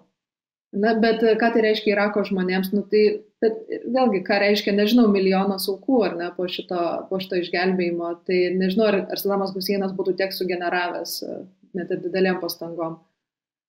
Bet galbūt ilgesnį perspektyvai ta šalis kažkaip, ar ne, sugebės atsitiesti, bet gal ir būtų po Sadamo Huseino kažkaip sugebėjusis neamžinas. Tai vėlgi, turim daug klausimų, bet tai kiek, aš, pavyzdžiui, turiu pati nemažai draugų iraniečių, kurie dirba universitete, yra teisės specialistai, inžinerijos, tai yra intelektualų žmonės, baigia mokslus vakaruose.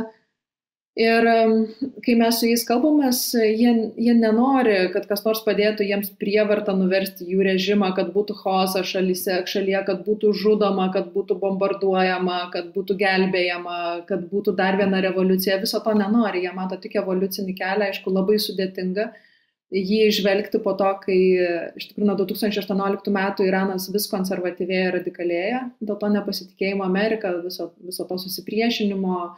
Tai tą evoliucinį kelią vis sunkiau darosi matyti, bet kaip bebūtų, tokia pagalba, aš manau, kad irgi niekas iš iraniečių nesutiktų su tokio tipo pagalba, kokią dabar Izraelis teikia.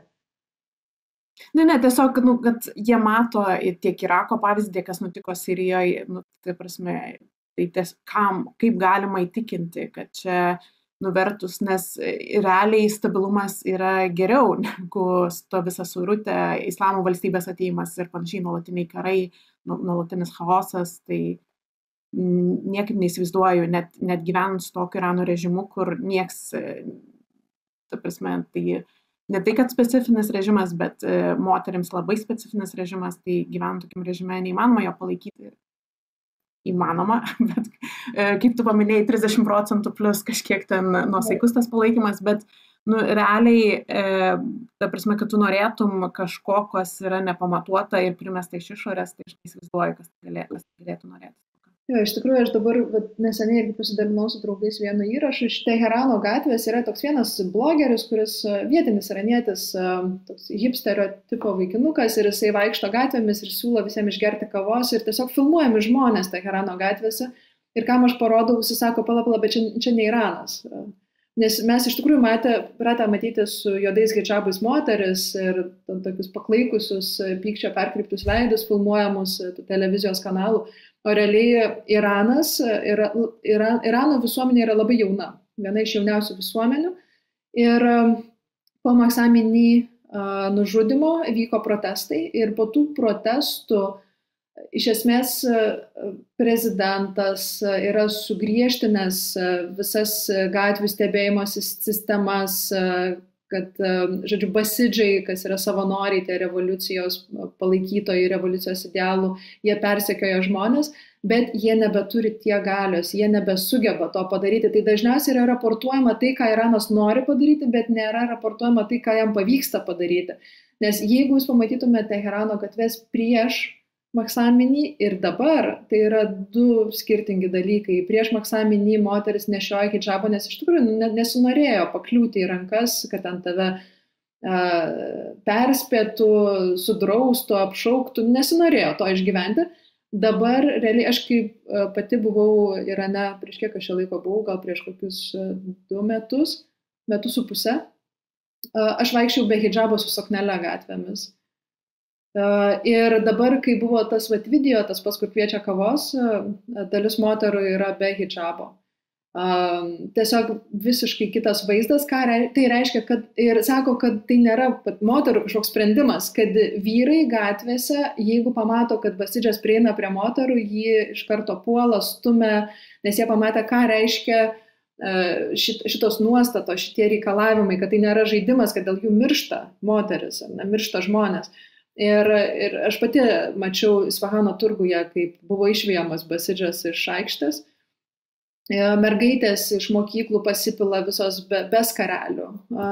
Tikrai didžiulis pokytis ir tai rodo, kad vyrai irgi prisidėjo prie protestų dėl lyčių santykių režimų palaikymo. Jam irgi nepatinka tos funkcijos, kurios yra priskirtos Islamo Respublikos. Jiems, nes tai ne tik moterim ten skarelė, o vyrams krūva įpareigojimų šeimyninio, jeigu nedarysi, tai įsikalėjimą ir tai yra visiškai nepriimtina. Ir iš tikrųjų, ką aš matau, kad ne tik vyrai ir moteris, jauni vyrai ir moteris ir tas jauni, tai aš, kadangi apie save dar vis taip galvoju, tai aš turiu omeny 40+, vis dar į tą pusę visi, jau tikrai labai maža dalis visuomenės, netgi konservatyviuose miesto dalyse, kaip Teherano pietus, visiškai kiti vaizdai. Ir ką tai reiškia? Tai reiškia, kad ir politikai vieni sensta, miršta. Tiesiog yra judėjimas link kitokio Irano ir su tam tikrais postumiais, bet viduje aš nematau tų postumų iš išorės. Galbūt man tiesiog nerealu klausytis dėl to, kad mes su tavim irgi buvom susitikę Irane ir tiesiog aš atsimenu tą situaciją, kai aš gal Teherano parke nusiėmiau prie mūsų draugų skarą ir ten čit negavo infarkto. Tai čia buvo prieš kokį 10-13 metų kažkur, ne? Ir tada koks pokytis. 13 metų keliavom su tavim ten, bet prieš 2 metus Iranas nebėra tas Iranas, kurį tu matei, ir absoliučiai kitas Iranas, ten hipsterinė kultūra, išdažyti plaukai, auskarai, ta prasme, moteris, ypatingas stilingumas gatvėse, žmonių apsirengimą, aš kalbu vėlgi apie tik Teheraną, bet tas pokytis milžiniškas, didžiulis, nekalbant apie tai, kokią aš mačiau ten Iraną pradžioje 2005 metais, visiškai juoda, tai yra milžiniškas pokytis, nėra apie ką kalbėti. Tai mano įsitikinimu Iranas turi galimybę pats transformuotis. Jei jūs vis dar čia, tai jums tikrai labai įdomu. Tai būkite geri, atsidėkokite skleisdami žinią apie GPB, o dar geriau prisidėkite prie mūsų veiklos. Po paskutinių autorinių išmokėjimų ir sąskaitų apmokėjimų likome jau tik su 3-ženkliu likučiu savo banko sąskaitoje. O tai jau labai nestabilu ir jokios atominės bombos už tai nepasigaminsim. Ačiū.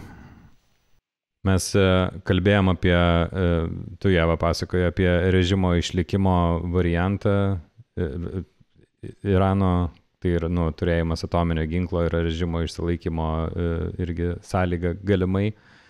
Tai aš pagalvojau, kad čia viskas gražiai susisieja, nes čia galbūt reiktų perkelti tą pačią logiką į Izraelį ir Netanyahu režimo išsilaikymui galbūt reikia šito karo, ar ne? Nes kodėl dabar? Tai viena iš priežasčių gali būti, kad Gazoje jau pateisinti karą Gazoje darosi beveik neįmanoma. Karą, tai aš čia turiu omeny tą pagal jų naratyvą. To genocido pateisinti beveik neįmanoma, tai reikia pradėti kitą karą. Ir labai gerai pasitaiko, kad Tatena praneša, kad yra ten to branduolinio ginklo, ar ne, ir seniai suruoštus planus puola Izraelį. Iraną. Tai pagal planus, tai tik tai svarbu paminėti, kad kažkaip visą laiką yra kalbama apie tai, kad Netanyahu saugodama savo užpakalį, nes kai karas baigsis ir jisai tikrai praras premjero kėdę, kad jisai eis į kalėjimą Izraelyje, nes yra bylų dėl korupcijos, jau seniai besitęsiančių, ar ne, ir jisai dabar, kadangi vyksta karas, jisai yra premjeras, jisai turi imunitetą, bet man atrodo, kas gal net šiek tiek neramiau yra, kad kai Izraelyje pasikeis valdžia, tai ta naujoji valdžia tam, kad nusiplautų mundurą dėl Gazos, galimai Netanyahu galėtų perduoti Hagai. Ir tada jis jau supūtų kitokiam kalėjime. Tai, nes Izraelyje, tai gal jisai pasėdės kelis metus, ar gal net nesėstų, bet, tikėtina, kad sėstų, bet gal net ir ne. O vat su tarptautinio baudžiamoju teismu neaišku, kaip baigtųsi.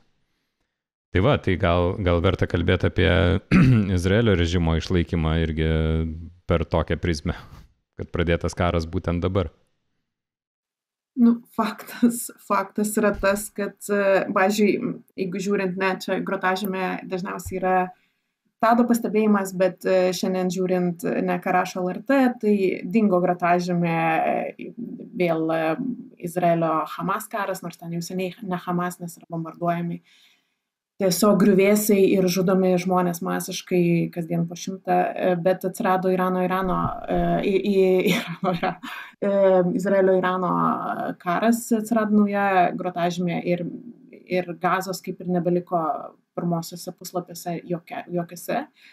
Ir iki tol, jeigu šnekėjo visi partneriai, jau ir Jungtinė karalystė, ir Australija pradėjo sankcijas teikti jau šitiems didžiausiams ekstremistams, žodžiu, Izraelyje, tai Ben-Gvirui ir Smotričiui, už vakarų krantą vykdoma aneksija ir pogromus ir panašius dalykus. Tai dabar jau mes nebeturime to, dabar išeina ta pati gvardija ir šneka apie Izraelio teisę gintis. Tai čia yra variantas, kad užglaustyti, siekiant paskutinę įvykdyti tą, kaip jie vadinasi, total victory, tokia visiška pergalė Gazoje, kas iš principo yra tolygu final solution tam paskutiniam sprendimui, tai yra iš Gazos gyventojų išstūmimui, tai galbūt ir buvo pradėtas šitas karas būtent šiuo metu. Kita vertus, visai ta mintis, kad galėtų Izraelis atsikratyti, nežinau, Izraelis labai visą laiką yra specifinė valstybė, visą laiką tiek jiems daroma išimtis, tiek jie yra išimtiniai, dažniausiai savo darantis išimtis.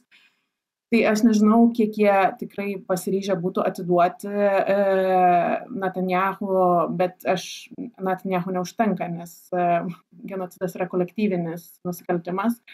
Tai bent jau visus ministrus, kurie yra dabar valdžioje, tiek karo, tiek gynybos ministrus, visus tuos reikėtų atiduoti, tai nežinau, kiek Izraelis būtų pasiryžęs.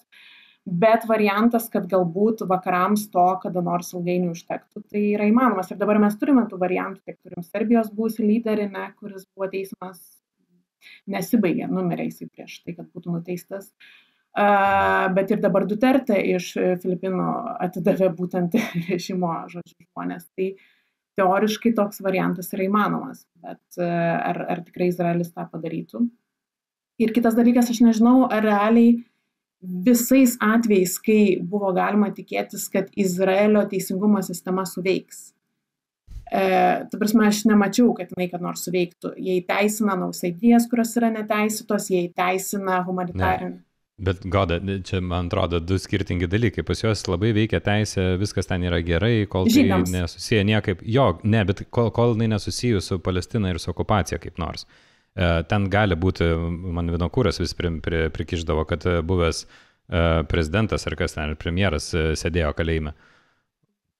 Visiškai nesusiję dalykai su okupacija buvo, ten buvo ar neišprievartavimas ar kažkas tokio. Tai gerai, tai jeigu Netanyahu mes teisime už ką? Už korupciją. Už korupciją, tai jisai atsisės. Už spalio 7 dienos, už tai, kad, ta prasme, buvo atitraukta armija ir už spalio 7, už tai, kas padaryta. Čia jau sunkiau, kad jisai už tai sėstų. Man atrodo, už korupciją jisai gali atsisėsti. Už tą korupciją tai tikėtina, bet tada tai nieko nereiškia, tarptautinis baudžiamasis teismas čia ne prie ko. Taip. Tai, nežinau, bet yra baisiausia, kad ne tik tai, kad galėjo būti karas dėl to pradėtas, bet kad tai yra veikia. Nes tiesiog primenant apie humanitarinės pagalbos teikimą, tai yra kasdien palestiniečiai Gazoje keliauja ilgus kilometrus, kad pasiimtų miltų, net tai nenormali humanitarinė pagalba, nes tam, kad išgyventum, tau reikia degalų, tau reikia, higienos priemonių, tau reikia, kad išgyvenimai paprastai humanitarinės pagalbos organizacijos tau duoda paketą tam, kad tu realiai išgyventum, galėtum, net tau reikia palapinės, tau reikia visų kitų dalykų. Izraelio ir JAV ta karinė sukarinta neva humanitarinės pagalbos teikėjai, tai jie tau duoda šiek tiek miltų ir dar svarbiausia, tai yra tokios kaip ir, bet kas matė video, tai yra tokios kaip ir bado žaidynės, kur žmonės bėga ir jie yra šaudomi. Ir kiekvieną dieną jie žino, kad kokių 20-30 bent žmonių bus nušauti ir kol kažkuri dalis gaus to maisto. Tai visa tai kažkokio spaudimo Izraeliui pakeisti, bent jau leisti važiuoti humanitariniai pagalbai normaliai, kiek jos reikia, tai aš nebematau. Kažkaip išnyko Izraelio teisė gintis. Nes vėl yra sukurti tie naratyvai ir vėl čia viskas ten gerai su ta Gazos humanitariniu fondu ir ten cituoja milijonus kažkokių paketų ir taip toliau. Tai tas pats per tą patį. Visos tarptautinės organizacijos ir visi žmonės tenai esantys, net ne vietiniai Gazos gyventojai, nes jais iš vis yra neįmanoma tikėti, tai bet yra daug baltų žmonių, kurie sako vieną ir tada yra Izraelio Mesbara, kuris sako kitą. Ir paaiškina situaciją, kad viskas tenai yra gerai. Tai sakė neseniai, kas čia sakė? Šitas Konrikas, buvęs Izraelio vadinamų gynybos pajėgų atstovas spaudai berods ir kažkokiu ten karinių laipsnių turi, kuris dabar Izraelyje vedė mokymus Lietuvos ekspertam Liudui Dapkui, Giedriui Sakalauskui ir Mariui Laurinavičiui. Tai jisai tą pačią dieną, bent, nežinau, gal ne tą pačią, bet labai panašiu, ar tą pačią ir kitą dieną su to pačiu švarkeliu, su kuriuo fotografavosi su garbiais Lietuvos svečiais, pas Piersą Morganą sakė, kad koks badas, pasižiūrėkit kiek video, aš mačiau daug valandų video ir mačiau pilną palestiniečių storų. They killed 300 people the next day, and the Israeli government launched a 3-month blockade of food and aid. These are simple facts. And Israel did indeed stop providing aid to its enemy and to the population there. But it was not a tactic of starvation. Nobody is starving in Gaza. A complete fabrication. And if you speak about evidence, you know how many videos I've seen of fat Gazans, of fat Hamas fighters, of overweight Gazans? O ten, kur gydytojai filmuoja iš bado ten paliegusius vaikų kūnus, tai šitus nepastebėjau šitų. O ten yra Hollywoodas, ten yra Palestinos Hollywoodas. Kurios vykdo Britų gydytojai. Tai žinai, čia tiesiog aš, žinai, sakau tą, kad neįmanoma. Ir tas pats yra su Iranu, ir irgi grįžtant prie to pačio, yra neįmanoma kalbėti. Neįmanoma kalbėti, nes yra ta kita pusė tokia, kuri viską paaiškina, kaip yra. Yra dabar Valatka paaiškina, yra dar kažkas, kas paaiškina, kad kaip gerai, kad Izraelis puola Iraną, nes tada su Rusija mums paprasčiau bus, nes ten sutrukinės ryšiai, šachedų nebesiunčia į Rusiją. ir taip toliau. Nepaisant to, kad ten kažkokios kitos raketos, kurias JAV turėjo nusiųsti į Ukrainą, dabar jau keliauja į artimuosius rytus, nes tenai reikės pagalbos Izraeliui. Žodžiu, atsiprašau. Čia mes einam prie tokio juodo humoro, bet man tai yra netikėtinas kognityvinis disonansas apie tai, kaip paustina, žodžiu, izraeliečiai, kaip, žodžiu, žiūrėkit, mes turim, žodžiu, mus bombarduoja čia civilius, mes tai jau bombarduojam tik tai karinius objektus ir tada po 20 mėnesių net tų nuolatinių vaizdų, kaip tu bombarduoji ligoninės, žurnalistų žudai, humanitarinės pagalbos darbuotojus, nežinau, visus įmanomus, žodžiu, saugomus žmonės nuo civilių iki specifiškai saugomų žmonių, kiek yra tų nužudytų žmonių ir tada, žodžiu, dabar dejuojam, kad taiko į mus, lyg tai būtų, ta prasme, lyg jie nebūtų matę to, ką mes matėm 16 mėnesių. Ir aišku, kad 18 mėnesių, 20 mėnesių, dabar skaičiai šiandien labai blogai, bet, žodžiu, esmė yra, kad aišku gaila civilių ir Izraelio, bet yra neįtikėtinas kognityvinis disonansas, kai jie apie tai kalba ir kaip kalbėdavo apie Gazos civilius. Tai jo. Jo, norisi gal pasakyti, kad Izraelis yra valstybė, čia kalbėjai apie tai, kodėl dabar, galbūt prisidengti, galbūt, man atrodo, kad yra valstybė, kuriai jau labai seniai nereikia nieko prisidengti ir nieko paaiškinti, nes tiesiog nėra opozicijos. Įgalios opozicijos, nes ją visiškai nesvarbu ir ar Izraelis prisidengs ar nebeprisidengs. Trumpas tiesiog turi tą buitinę kalbą, jis dabar ir šitą konfliktą pakomentavo, kad tiesiog tegul pasipeša, nieko tokio. Tegul išsiaiškino kovos lauke. Tai yra žmogus, kuriam nereikia to pacifizmo ir užtapšnojimo, ar ne, jau tiesiog yra kaip yra. Europos Sąjunga iš viso yra negali kažką pasakyti, kiti irgi nenori nieko pasakyti, tai man atrodo Izraelis yra kažkiek pajutęs tą galę daryti, ką jam reikia.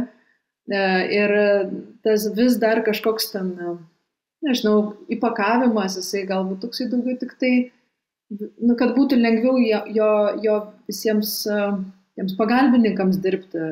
Kur ir minėjot tos žmonės, kurie ekspertai mūsų keliavo į Izraelį, ar ne, kad jiems būtų šiek tiek lengviau dirbti savo darbą Lietuvoje. Tai jiems tada gal dar reikia šiek tiek tokio gairių, kaip komunikuoti su Lietuvos visuomenė. Bet iš esmės, kodėl dabar, tai aš turiu tiesiog labai aišku tą strateginį atsakymą, kad nes supranta, kad jeigu ne dabar, tai Iranas gali gauti galimybės prispausti Izraelį, prispausti JAV regione. Ir nei JAV, nei Izraelis to nenori, nes jie iš esmės yra vienvaldžiai regiono vadovai. Jie regione tvarkosi taip, kaip jiems norisi ir niekas negali paprieštarauti ir vienintelis Iranas yra tas, kuris nieko irgi negali padaryti, bet nervuoja. Taip, nes Izraelio kariuomenė ir ginkluotė yra keleriopai galingesnė už ten, nežinau, vis 10 šalių aplinkui kartu sudėjus. Nėra ką lyginti Izraelio ir Irano karinių pajėgumų. Iranas gali sukelti kažkiek chaoso, kas iš esmės gali destabilizuoti energetiką. Ir tai gali būti vienintelis kozeris, kad JAV gali sakyti, kad okei, gal nenoriu pakentėti, ar ne, kol baigsi šitas aiškinimasis. Tai yra vienintelis dalykas, kas gali ir kažkiek ekonominės pasiekmes Jungtinėm valstijom. Nes Iranas tik tiek ir tą gali sukurti to kažkokio šalutinio poveikio neigiamo, bet realiai tik tai jis įgijęs branduolinį ginklą jau gali pasakyti, kad, žiūrėkit, pasitarėm dėl regiono. O nei Izraelis, nei JAV nenori tartis dėl regiono.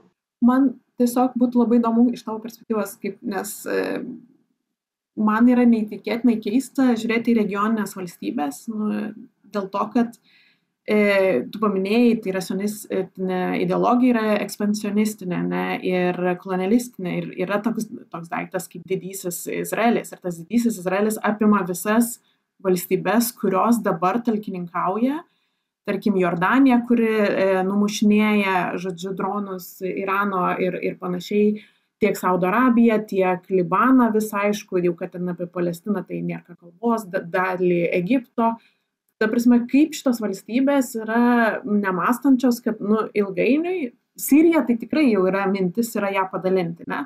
Tai kaip yra nemastoma kažkaip, kad nėra palankus tas Izraelio specifinis režimas joms? Visų pirma, jos niekaip nenori būti susijusios su Iranu, nes Iranas, kaip minėjau, specifiškai mato dalykus. Ne? Ir jos nenori būti susijusios su tuo šiitiniu projektu, kuris yra ideologinis, specifinis. Jos tiesiog nori nuo to atsiriboti ir vengia veiksmų, kurie Iranui galėtų padėti. O tarpusavyje tos sunitinės musulmoniškos arabų šalis, kodėl jos taip, tai čia didžiulis nepasitikėjimas tarpusavio, kuris kažkuriuo momentu atsirado, kai kolonialistiniu momentu jis atsirado. Tiesiog, kai buvo sukurta ta valstybių sistema Vidurio rytuose, buvo mokamo jos to nacionalizmo, jos bandė vėl atgal vienytis. Egipto ir Sirijos sąjunga 50-metis jos bando gal atgal kažkaip sulipti į tai, kas būtų ta didžioji arabų valstybė, bet dėl Sovietų sąjungos ir JAV veiklos, tai yra šaltojo karo, žodžiu, tos dvi valstybės skverbėsi ir jas tiesiog tas valstybės sukursto vienas prieš kitas. Ne, nes JAV nori savo įtakos zonos, Sovietų sąjungos savo ir jos ten veikia, vienos veikia vyriausybės, kitos opozicijas ir jos tas šalis taip sugeba sukiršinti, kad tas nepasitikėjimas iki šiol yra stiprus ir netgi jeigu žiūrint iš ekonominės perspektyvos, atsimenu Šiaurės Afrikos šalių tyrimuose, tai kad tos šalis tarpusavyje mažiau bendradarbiavo ekonomiškai, negu kad bendradarbiavo su pietų Europą. Tai yra netgi ekonominėje srityje yra nepasitikėjimas, nenoras dirbti, bendradarbiauti, eiti kontaktus. Tai va tiesiog tai šaltojo karo kolonializmo pasekmė, kad tos šalis yra labai susipriešinusios, nepasitikinčios viena kita ir po to, kai Naseras Sadatas bandė iškelti tą idėją, dar tokia, buvo bandymai ir tada pralaimė Izraeliui ir pamato, kad iš tos jų vienybės iš vis jokios naudos netgi nesukuria jokios naudos tą vienybę, tai tiesiog nuo to... Čia turiu omeny panarabizmo tokio idėjos, ar ne, kur... Tai nuo to laiko jos ir kažkaip nesolidarizuojasi, o Iraną mato iš viso kaip neorganinį tokį režimą, dėl to, kad tai yra šiitinis, jie nori, žodžiu, jie klibina šiitinės bendruomenės tuose sunitinėse valstybėse, galbūt sukilti, galbūt kažkokį teisingumą deklaruoti, tai vėlgi visiškai nepalanku.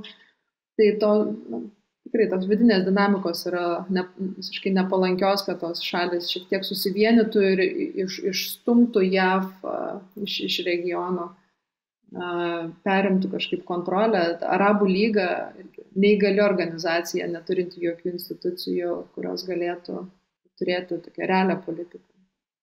Tiesiog ateities perspektyvą, tai prošvaisčių Iranui nei Palestinai nėra, ne?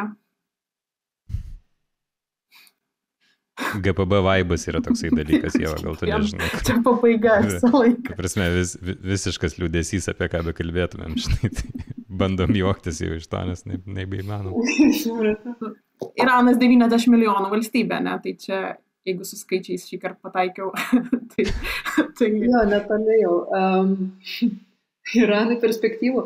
Aš matau turbūt gal tokį scenarijų, kad dabar vyksta apsikeitimas atakomis ir manau, kad arba jie patys susipras, kad viskas reikia grįžti prie derybų, arba JAV stabdys Izraelį dėl energetinių dalykų. Ir tada neaišku, kaip tos dėrybos atrodys, ar kiek Iranas bus palaužtas. Jeigu jis bus palaužtas labai, jis atsisakys pilnai savo branduolinės programos ir gali būti, kad net neįmainus į sankcijų atlaisvinimą. Tai reikštų tiesiog palaipsnį Iranui tokį kaip ir visišką nuslobimą ir tada galbūt ir Irano žmonės išnaudotų šitą situaciją kažkaip... Bet, iš tikrųjų, tai sukeltų nemažai destrukcijos. Nors gal ir ne pats brangiausias variantas. Bet tai palestiniečiams reikštų no chance absoliučiai, ne? Kitas variantas yra, kad vis tik Iranas toliau sugeba pademonstruoti savo galią ir pakankamai įtikinamai ir pakankamai ilgą laiką, kad būtų su juo deramasi, duodant jam kažkokias ekonominės galimybės atsitiesti šitam režimui. Bet ir tada jisai gali būti, kad sugebėtų ar turėti branduolinį ginklą, ar sugebėtų toliau, sakykime, vykdyti kažkokį pasipriešinimą, kas, man atrodo, palestiniečiams irgi mažai naudos. Palestiniečiams tai nežinau. Palestiniečiams nėra turbūt jo išeičių. Tai arba palestiniečių nebėra Palestinoje, arba nebėra apskritai šventojoje žemėje, arba atsitinka kažkaip taip, kad jeigu Irane vyksta kažkoks, tai čia visiškai, jeigu įvyksta kažkoks tai režimo pasikeitimas ir normalizuojasi santykiai su taip vadinamais vakarais ir tada atsitiks taip, kad Izraelis nebeturės priešų. Kas tada bus? Būtų bėda Izraeliui, bet šiaip iš esmės iki to laiko jisai tikrai turėtų susitvarkyti su Gaza galutinai ir su vakarų krantu. Tai va, tai sakau, jeigu palestiniečių nebebus, tai tada galbūt gali būti ir taip, kad Izraelis galės gyventi be priešų. Bet tol, kol bus palestiniečiai ten, Izraeliui būti be priešų ir be didelių ir labai tokių, kur rytoj bus holokaustas, nes taip visą laiką yra ir Netanyahu kalbėdamas apie Iraną dabar bene 2 kartus paminėjo. Tai va, jeigu neturi tokio priešo, kuris gali sukelti tau holokaustą rytoj, tai yra didelė problema. Aš nežinau, pavyzdžiui, aš galvodama apie Iraną vis galvoju, čia panašiai kaip arabų pavasaris buvo ir kai Egiptas nuvertė Mubaraką ir tada vakarai tikėjosi, kad pagaliau bus ten tas režimas, kuris mums tiks ir tada paaiškėjo, kad žmonės išsirinko islamistus, musulmonų brolyje ir tada ten buvo didžiulis nusivylimas. Tai man toks jausmas, kad Iranas jis turės kitą režimą, kuris, manau, bus palankesnis žmonėms, bet ar jisai tikrai bus tenkinantis vakarus? Manau, kad jisai gali būti sėkmingai ir toliau priešas Izraeliui. Nes aš nežinau, aš manau, kad Izraelio reikalavimai, jie kyla regione. Tai, kad iš pradžių ten galbūt tą saugumą jisai bendrai ambicijas užsitikrina per kažkokią, darydamas nuolaidas tiems priešams, dabar tie priešai turi būti absoliučiai skaidrus visi. Tai tas yra kartelės kėlimas labai akivaizdus. Tai ar tiks tas Irano naujas režimas, bet, neaišku. Bet gali būti, kad tiktų ir tada... Tai sakykime taip, kad jeigu tos atakos baigsis artimų metu ir po tų atakų tas režimas iš tikrųjų bus pažeistas tiek, kad žlugtų arba Irano žmonės galėtų jį pribaigti, tai nebūtų pats blogiausias scenarijus. Bet aš nežinau, aš, pavyzdžiui, vis tiek nenoriu to matyti dar kelias netgi dienas, nes tai yra žūtis civilių gyventojų Irane. Ir plus, jeigu režimas jaučia, kad jo yra žlugimo momentas, tai ko jie gali griebtis? Gali griebtis labai daug įvairiausių dalykų. Kaip jie, tai nėra susijęs su vidaus situacija. Aišku, vėlgi, jeigu Irano žmonės kiltų, kai režimas yra nusilpęs, jisai ten jau darybinėse kažkokiose pozicijose, bet jis yra nusilpęs ir jeigu Irano žmonės kiltų, represinis mechanizmas niekaip nėra pažeistas. Izraelis niekaip jo iš dangaus negali pažeisti, jokiais bombardavimais. Tai yra Irano represiniai mechanizmai yra vieni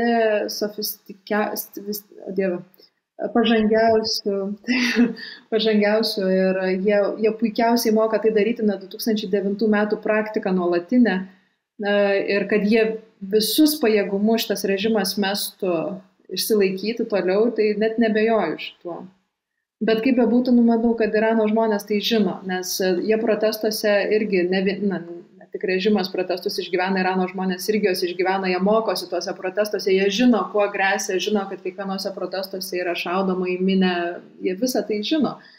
Ir jeigu tam ryštusi, tai čia yra jų pasirinkimas, jų sprendimas. Tai, aišku, galėtų šitos atakos susilpninti Iraną taip, kad žmonės ryštusi, bet vėlgi tas susilpninti, Izraelis silpnina kitus segmentus, negu kad Irano žmonėms reikia, kad jie būtų susilpninti. Tai, nežinau.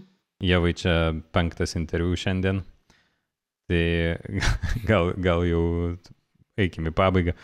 Aš tik tai pats dar pridėsiu nuo savęs, kad kalbėjom apie tai, kad dėmesys nuo Gazos nusisuko į Iraną ir štai ir mes tą darom ir sakykime, vietoj to, kad galėtumėm toliau kalbėti apie genocidą, kalbam apie Iraną, bet galbūt atleisit mum čia ir šiaip iš mažų resursų šitus dalykus darom, tai biški bandom kartais ir su aktualijom suspėt kažkiek tai.